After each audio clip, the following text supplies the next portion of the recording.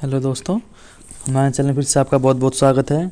आपकी सीरीज चली हुई थी UG NET geography previous paper, उस कड़ी में आज आपका जून 2012 का पेपर सेकंड हम करवा चुके हैं।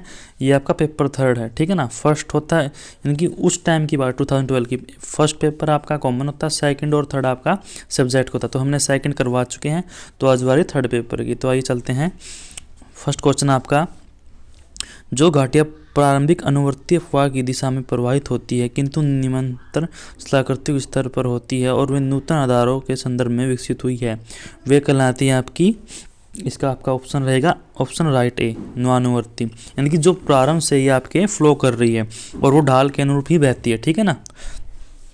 नेक्स्ट आपका, निम्नतम अपर्दन तल की अवधारणा किसने प्रस्तुत की थी। निम्नतम अवतल की स्थापना आपके पोवेल थे, ठीक है ना, पावेल। इनका पूरा नाम था जॉन वेस्ले पावेल, ठीक है ना। पूरा नाम भी आपको पता होना चाहिए, क्या नाम था, जॉन वेस्ले पावेल। निम्नतम अपर्दन तल, जो अपर्दन करता है निम्न स्तर पर पहुंच जाता है नीचे तक बिल्कुल, किन्होंने ली थी, पावेल थे आपके। कथन और कारण है ऑप्शन, गतिमान बर्फ का वेग क्षेत्र की ढलान की प्रवणता व हिमानी बर्फ की मोटाई के साथ बढ़ता है, ठीक है ना।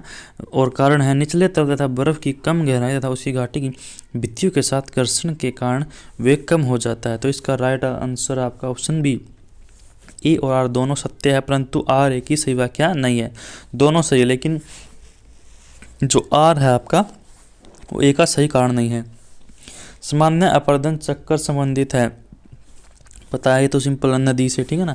जो भी अपर्दन चक्कर है शुरू में नदी से ही संबंधित होता है, ठीक है ना। बाकी वायु हिमानी बाद में आते हैं। नेक्स्ट आपका, हाँ, विद्वानों ने निम्नलिखित में से किसने पेडिमेंट्स के निर्माण में दरारों का पार्श्विक अपर्दन की भूमिका पर जोर दिया। इसका राइट ऑप्शन आपका सी, पेगा थे, ब्लैकवेल थे और जॉनसन थे, ठीक है ना। इन्होंने क्या किया, जो पार्श्विक अपर्दन की भूमिका पर इन्होंने ज़्यादा जोर दिया। निम्नलिखित में से भू आकृति में पुनर्यौवन का स्थलाकृतिक प्रमाण या साक्ष्य नहीं है। क्या साक्ष्य नहीं है इसका, संरचनात्मक पेंच, ऑप्शन बी राइट आंसर है। ये सूची है मिलानी आपको। लोएस कहाँ मिल, लोएस किससे बनते हैं आपके, लोएस बनते हैं वायु से, एयर से। हिमोड बनते हैं आपके हिमानी यानी कि बर्फ से, स्नो से, ग्लेशियर से। बजर बनते हैं आपके ओशियन निक्षेपण से। और सिल्ट बनते हैं आपके रिवर निक्षेप से, ठीक है ना। तो इसका राइट आंसर आपका ऑप्शन बी, ठीक है। नेक्स्ट क्वेश्चन आपका, कुछ कथन है, ये कारण है। ओजोन छिद्र दक्षिणी ध्रुव के क्षेत्र के ऊपर दिखाई देता है। ओजोन नष्ट करने वाली गैसें पूरे समताप मंडल में उपस्थित होती है। इसका राइट ऑप्शन आपका बी, ए सत्य परंतु आर गलत। अगर समताप मंडल में सारे जगह उपस्थित है तो ओजोन तो वैसे ही नष्ट हो जाएगी। तो इसका राइट आंसर ए है, ए सत्य है आपका। ओजोन छिद्र दक्षिणी ध्रुव के क्षेत्र दिखाई पड़ता है, लेकिन इसका ये कारण नहीं है कि जो भी ओजोन नष्ट करने वाली गैस है वो समताप मंडल में हर जगह फैली हुई है। हर जगह फैली तो मतलब समताप मंडल जो ओजोन लेयर वो खत्म ही हो जाएगी। तो इसका राइट ऑप्शन ऑप्शन बी, ठीक है। नेक्स्ट आपका, निम्न में से मेघों पर कौन से आकाश में सबसे उच्चतम, ये पिछले लेक्चर में बताया था, पक्षाब कपासी मेघ, ठीक है। पक्षाब कपासी मेघ आपके सबसे उच्च स्तर पर है। अब सौरमंडल में ऊंचाई के साथ वायुमंडलीय तापमान घटता है, क्यों घटता है, क्योंकि वायुमंडल धरातल से विकिरण के द्वारा गर्म होता है, ठीक है ना। निम्न में से कौन सा युग्म सही तरह से मेलित नहीं है। फोहन, ये उष्णकटिबंधीय, ये तो सही है आपका, हवाओं का नीचे की ओर बढ़ना। मिस्ट्रल, एल्प से फ्रांस के, ये भी ठीक है आपका। ये शीतवा आपकी, बोरा, ये भी ठीक है आपका। लेकिन सांता आना ये गलत है आपका, ठीक है। उष्ण शुष्क वायु की अपने से नीचे की ओर बढ़ना, ये आपका रॉन्ग है। तो ऑप्शन सी इसका राइट आंसर है। निम्न में से गैसों की कौन सी वायुमंडली का प्राकृतिक घटक नहीं है। प्राकृतिक घटक सी, ऑप्शन सी, CFC, जो आपकी मनुष्य द्वारा फैलाई जाती है, ठीक है ना। बाकी जो आपकी वायुमंडलीय घटक है प्राकृतिक। कोपेन के जलवायु वर्गीकरण में AW किसका संकेत है? AW आपके उष्ण कटिबंधीय सवाना वन यानी कि ट्रॉपिकल सवाना क्लाइमेट है आपके, ठीक है ना। हरिकेन में बलवती जो यानी कि हवा यानी कि जो तेज हवाएं चलती है वो कहाँ मिलती है हरिकेन में? ये मिलती है अक्षीय परिधि पर, ठीक है ना। हरिकेन की अक्ष परिधि होती है ना, वहाँ मिलती है। और हरिकेन की आंख बिल्कुल शांत होती है, वहाँ कोई भी हलचल नहीं होती, ठीक है ना। ऑप्शन आपके क्वेश्चन 2 बन गए, यानी कि चक्रवात में बिल्कुल ही शांत एरिया कहाँ होता है? कि इस पे चक्रवात की आंख के अंदर, ठीक है। नेक्स्ट है निम्न में से झील पैटर्न स्टार की विशेषता क्या है? ये क्या विशेषता ये बनती है आपके हिमनदी सोपानों में बनी झील है, ठीक है ना। पैटर्न स्टार ये आपकी झील है हिमालय सोपानों में बनी हुई, ठीक है ना। हिमनदी ग्लेशियर से बनती है। थानवेट का संशोधित जलवायु वर्गीकरण निम्नलिखित अवधारणा पर आधारित है। कौन सी अवधारणा पर आधारित है आपका ये? ऑप्शन सी संभावी वाष्पन प्रश्वसन, ठीक है ना।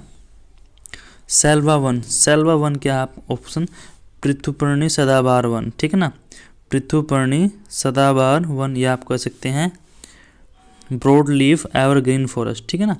Broad leaf evergreen forest. The specific place of organism is ecosystem is called, क्या कहलाता है आपका? पार्थिव अवस्था में जीव का विशिष्ट स्थान क्या कहलाएगा? नीश, ठीक है ना। गर्तस्थ्य या नीश, या फिर आप बोल सकते हो इंग्लिश में नीचे ही बोलेंगे, ठीक है ना। नेक्स्ट आपका निम्नलिखित में से किसी समुद्री परिस्थिति में उत्पादक के सबसे छोटा कौन माना जाता है आपका? पादप पल्प, ठीक है ना, क्योंकि इससे शुरुआत होती है आपके चेन की, ठीक है। नेक्स्ट आपके लोनी मिट्टी किसका परिणाम है? लोनी मिट्टी है उच्च दर वाष्पीकरण और मिट्टी का बहुत थोड़ा निस्सालन, ठीक है। ये आपका राइट ऑप्शन है, ऑप्शन बी, ठीक है। ऑप्शन बी इसका राइट आंसर है। नेक्स्ट क्वेश्चन पे चलते हैं। वनस्पति के लिए कोई अवकाश नहीं है, यानी कि कोई भी छुट्टी नहीं है उनके लिए। विकास तीव्र है, अनवरत है और सतत होता है। यह किस पर लागू होता है? ये सीधी सी बात है, ये आपका लागू होता है वृष्टिमय उष्णकटिबंधीय क्षेत्र पर, ठीक है ना। नेक्स्ट आपका पादपों व पशुओं का प्रचुरतम प्रकार निम्नलिखित है पाया जाता है, कहाँ मिलता है? उष्णकटिबंधीय वन में, ठीक है। पादप और पशुओं का दोनों ही। लवणता के बारे में निम्न में से कौन सा कथन सही नहीं है? सही नहीं बताना आपको। वर्षण की दर और लवणता के बीच प्रत्यक्ष संबंध है, ये तो ठीक है। नदी के मुहाने पर समीप लवणता पाई जाती है, ये भी ठीक है। उष्णकटिबंधीय में लवणता अधिकतम होती है और ध्रुव मुद्दे में कम, ये भी ठीक है। तो ऑप्शन ए इसका राइट आंसर है। लवणता सीधे वर्षा से लवणता नहीं बढ़ती है, ठीक है ना, कोई संबंध नहीं है। वर्षा अगर हो रही है, शुद्ध जल है वो, तो लवणता कम होगी, ठीक है ना। जो भी फ्रेश वाटर है अगर किसी भी सनलाइन वाटर में मिलेगा तो उसमें लवणता कम कर देगा। वैसे नदी के मुहाने पर लवणता निम्न मिलेगी, क्योंकि नदी साफ वाटर है आपका, ठीक है ना। जो नदी है वो सबका साफ वाटर है। और उष्णकटिबंधीय में मिलती है क्योंकि अधिक मिलती है, क्योंकि बारिश वो क्या होता है, सनलाइट उस क्या करती है आपके जो इक्वेटर रीजन पे क्या करती है, वो उस इवेपोरेशन करती है, तो पानी तो चला गया, बचता क्या है? लवणता। उसी तरह भूमध्य रेखा पर कम हो जाती है, ध्रुवता भूमध्य की रेखा, ठीक है ना। ध्रुव पे कम, भूमध्य रेखा पे आपको ज़्यादा मिलेगी, ध्रुव से भूमध्य की ओर। सागरीय धाराओं का उद्भव किससे संबंधित है? सागरीय धाराएं गुरुत्वीय बल, हवाएं, लवणता। ऑप्शन डी इसका राइट आंसर, तीनों ही इफेक्ट करती है, ठीक है ना। इसका right answer option D. Schaefer किसके पक्ष में थे? जो शेफर थे वो थे वैज्ञानिक सामान्यकरण, ठीक है ना, साइंटिफिक जर्नलिज्म बोल सकते हैं मेरे ख्याल से ना, हाँ साइंटिफिक जर्नलिज्म। हिंदी इंग्लिश कोई मायने नहीं रखती, आप उसका हिंदी में वही रूपांतर, लेकिन समझ में आनी चाहिए चीज़ें। निम्न में से कौन सा सिद्धांत तार्किक प्रत्यक्षवाद से संबंधित नहीं है? जो आपका प्रत्यक्षवाद है व्यवहारवाद, ठीक है ना, ऑप्शन सी इसका राइट आंसर है। निम्न में से कौन सा सुमेलित नहीं है? कौन सा सुमेलित नहीं है बताओ? विलियम बुंगी ने लिखी थ्योरेटिकल ज्योग्राफी, ठीक है ये।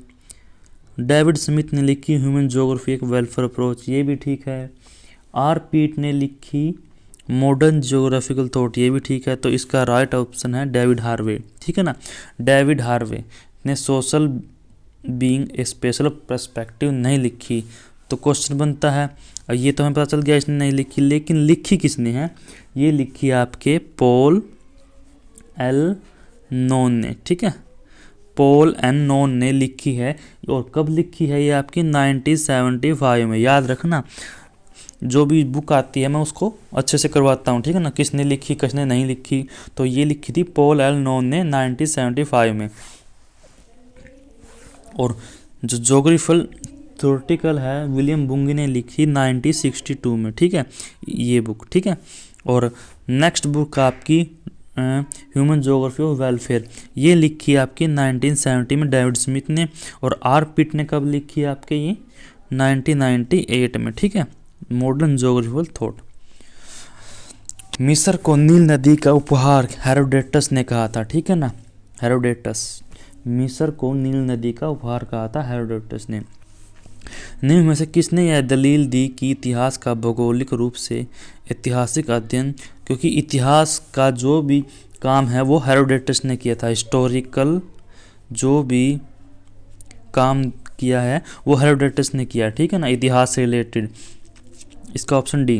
निम्न में से अरब विद्वानों ने किसने टोलमी की पुस्तक में सुधार किए, ये किए थे आपके अल इदरीसी ने। टोलमी जो आपके जोग्राफर थे उसकी बुक में सुधार किए इन्होंने। मात्रात्मक क्रांति का दार्शनिक आधार निम्न में से क्या है। मात्रात्मक क्रांति का दार्शनिक आधार है आपका प्रत्यक्षवाद, ठीक है, जो क्वांटिटेटिव रिवोल्यूशन है उसका आधार बताना था आपको। प्रतिमान पैराडाइम की अवधारणा किसने दी, ये दी थी आपके कूहन ने, ठीक है। जो पैराडाइम की अवधारणा दी थी ये दी थी इन्होंने 1962 में। और कहाँ दी थी, अपनी एक बुक लिखी थी इन्होंने। कौन सी बुक लिखी थी, दी स्ट्रक्चर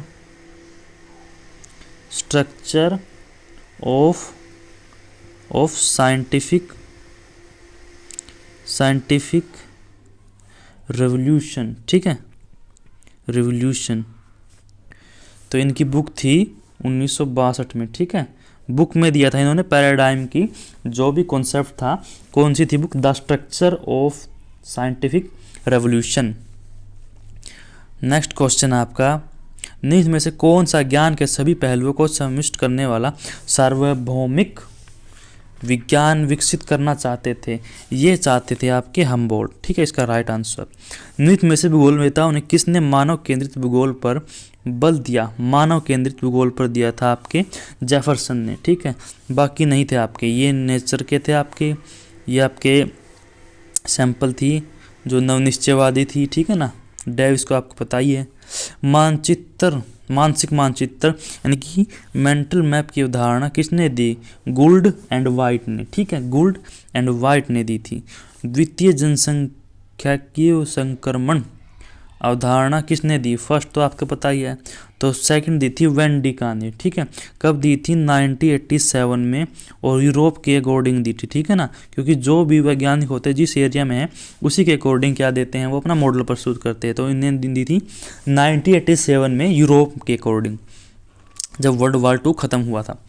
आयु विशेष प्रजनन दर, जो आयु प्रजनन दर सबसे ज़्यादा होती है 20-25 ईयर। भारत में ग्रामीण से नगर प्रवास के लिए सबसे मुख्य कारण होता है रोजगार, क्योंकि बच्चे भी रोजगार के लिए कहाँ जाते हैं, शहर में जाते हैं, क्योंकि सबसे मेन कारण है। शिक्षा नहीं हो सकती इतना ज़्यादा कारण, परिवार स्थानांतरण भी नहीं, विवाह भी नहीं, ठीक है ना, तो रोजगार सबसे मेन कारण है। किसने दलील दी कि केंद्र नाभिक विकास के लिए जिम्मेवार है, ये दी थी हैरिस और उलमैन ने, ठीक है। इन्होंने एक थ्योरी भी दी थी बहु नाभिक केंद्रीय पर, ठीक है ना।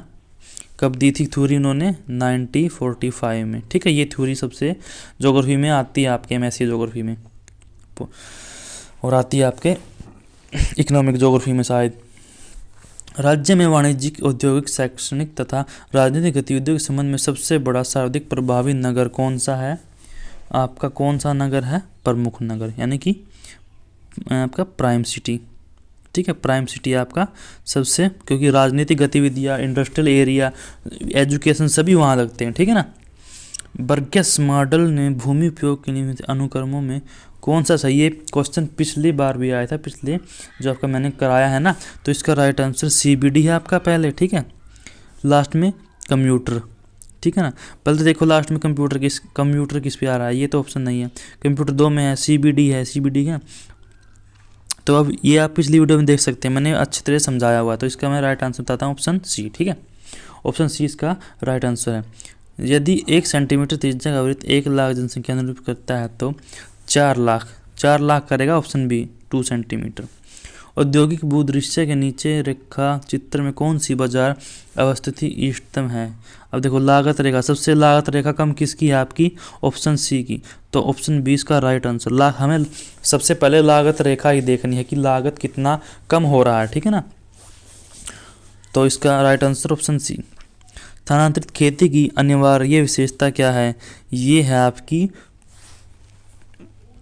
ऑप्शन B खेतों का चक्कर, ठीक है ना। फसलों को स्थानांतरित खेती वही होती है, एक एरिया ले लिया हमने खेती के लिए, यहाँ खेती की 2-3 साल, फिर हम नेक्स्ट लैंड पे चले गए, ठीक है ना। तो खेतों का चक्कर बन जाता है फिर नेक्स्ट एरिया पे, क्योंकि ये जनजाति लोग ही खेती करते हैं, ठीक है ना आपके, क्योंकि इस जगह की फर्टाइल शक्ति वापस आ जाएगी, यहाँ करेंगे तो फिर यहाँ पे, फिर उसी तरह 3, 4, 5 करके फिर वापस यहीं आ जाते हैं, ठीक है ना। तो फसलों का चक्कर बना रहता है खेतों का। स्वतंत्र उद्योग वे होते हैं जिनके लिए परिवहन लागत तुलना रूप से महत्वहीन होती है।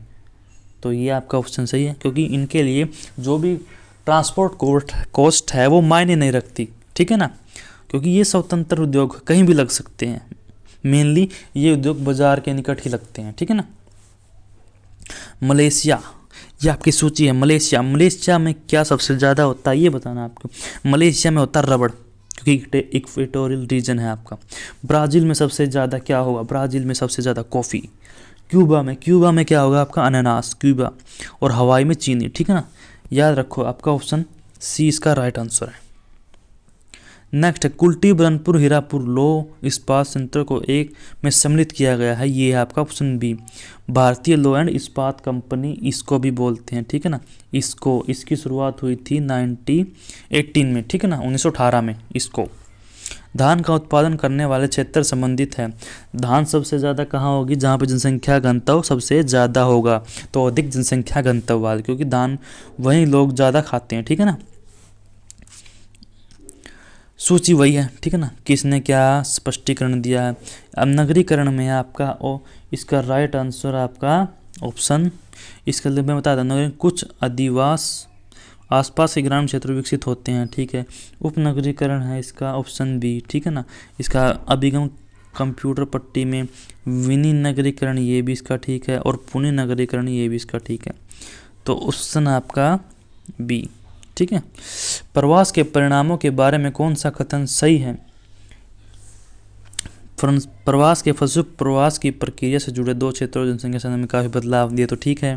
ग्रामीण क्षेत्रों में नगरीय औद्योगिक क्षेत्रों को प्रवासित करने वाले लोग खुली जगह, ताज़ी हवा और उत्तम, ये भी ठीक है। नव क्षेत्रों में उत्प्रवासियों की आहार आदतें बदल जाती है, ये भी ठीक है। तो इसमें आपका right answer option D। Next आपका अर्थव्यवस्था के अनौपचारिक खंड में से किससे संबंधित है? ये आपका ऑप्शन B बाजार किस्म की अर्थव्यवस्था थे, ठीक है ना। अर्थव्यवस्था से रिलेटेड पहले बाजार ही मायने रखते हैं आपके। निम्न में से कौन सा अर्थव्यवस्था के अनौपचारिक क्षेत्र से संबंधित नहीं है? अनौपचारिक से आपका पूंजीवाद अर्थव्यवस्था, ठीक है। नगरीय विकास के संदर्भ में प्राथमिकता का सिद्धांत उन देशों के लिए सर्वाधिक प्रासंगिक है जिनका तुलनात्मक रूप से सरल तथा अर्थव्यवस्था और स्थानीय ढांचा सरल है, ये आपका ऑप्शन राइट आंसर है। गोंडों का मुख्य व्यवसाय सबको पता है खेती है, ठीक है ना। ऑप्शन D राइट आंसर है। गोंड है आपके खेती करते से ज़्यादा। क्षेत्रीय विस्तार की दृष्टि सबसे बड़ा है आपका ऑप्शन A सांस्कृतिक परिमंडल, या आप बोल सकते हो इसे कल्चर रिलम, ठीक है। नेक्स्ट आपका नूतन सीमा अधिकांश स्थितियों के अंतर्गत जिन 3 आवश्यकताओं के माध्यम से निर्धारित होती है उसका अनुक्रम सही बताइए। तो पहले आएगा नीतन, परिसीमन, फिर सीमांकन। तो ऑप्शन B इसका राइट आंसर है। निम्न में से कौन सा समानता सामाजिक कल्याण का सूचक नहीं है? देखो आप देख सकते हो शिशु मृत्युता ये सूचक है, महिला साक्षरता भी सूचक है, शुद्ध पेयजल भी, लेकिन अपराध नहीं है। तो इसका ऑप्शन राइट आंसर ए। निर्यात आधारित मॉडल के समर्थक कौन थे? निर्यात आधारित मॉडल के समर्थक कौन थे? ये थे आपके नॉर्थ, ठीक है, ये इनके समर्थक थे। कश्मीर की घाटी हिमालय में एकमात्र समतल पट्टी है।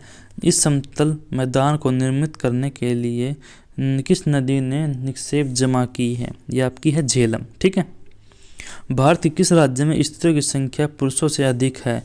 ये पिछले में बनाया था मैंने, केरल में, ठीक है।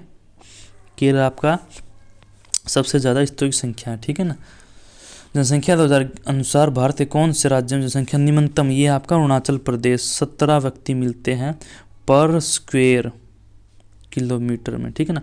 यानी कि 1 किलोमीटर के अंदर आपको सिर्फ 17 व्यक्ति ही दिखेंगे, ठीक है, कहीं दूर दूर कहीं पास पास। भारत में लौह अयस्क के कुल उत्पादन का 85% कौन करता है? आपका ऑप्शन बी, कर्नाटक और आपके उड़ीसा, ठीक है। स्वैच्छिक वंध्याकरण जनसंख्या नीति किस वर्ष में थी?